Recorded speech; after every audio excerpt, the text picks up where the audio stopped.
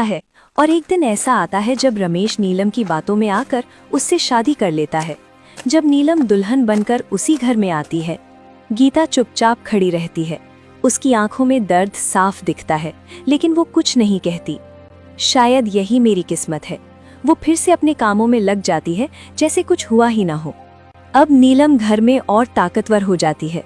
वो धीरे धीरे गीता के साथ बुरा व्यवहार करने लगती है और छुपकर उसकी सेहत को भी बिगाड़ने की कोशिश करती रहती है। एक दिन रसोई में गीता के लिए खाना बन रहा होता है। नीलम चुपके से कुछ कर रही होती है। तभी दरवाजे पर खड़ा भोला सब देख लेता है। ये छोटी बहू क्या कर रही थी? कुछ तो गड़बड़ है। वो चुपचाप वहां से हट जाता है, लेकिन उसकी नजर अब नीलम पर रहने लगती है। अब मुझे ध्यान रखना होगा, बड़ी बहू के साथ कुछ गलत हो रहा है। शाम का समय था। हवेली के पीछे वाले आंगन में भोला अकेला खड़ा कुछ सोच रहा था। उसके चेहरे पर चिंता साफ दिखाई दे रही थी। तभी मीना वहां आती है।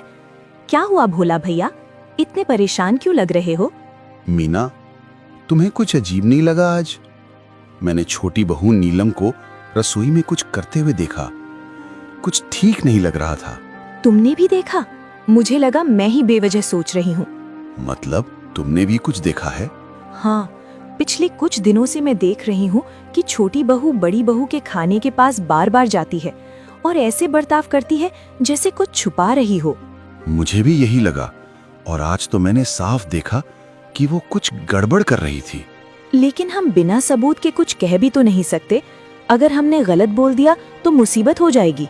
हाँ, लेकिन अगर सच में कुछ गलत हो रहा है और हमने चुप्पी साध ली तो बड़ी बहू के साथ बहुत बड़ा अन्याय होगा। तो अब क्या करें? हमें उस पर नजर रखनी होगी हर वक्त। जब तक सच सामने नहीं आ जाता हम कुछ नहीं कहेंगे, लेकिन ध्यान जरूर रखेंगे। ठीक है भैया, अब से हम दोनों ध्यान रखेंगे। बड़ी बहू बहुत अच्छी हैं, उनके साथ कुछ गलत नहीं होने देना चाहिए। और सही समय आने पर हम सच्चाई सबके सामने लेकर आएंगे। दोनों एक दूसरे की तरफ देखते हैं। उनके मन में चिंता भी है और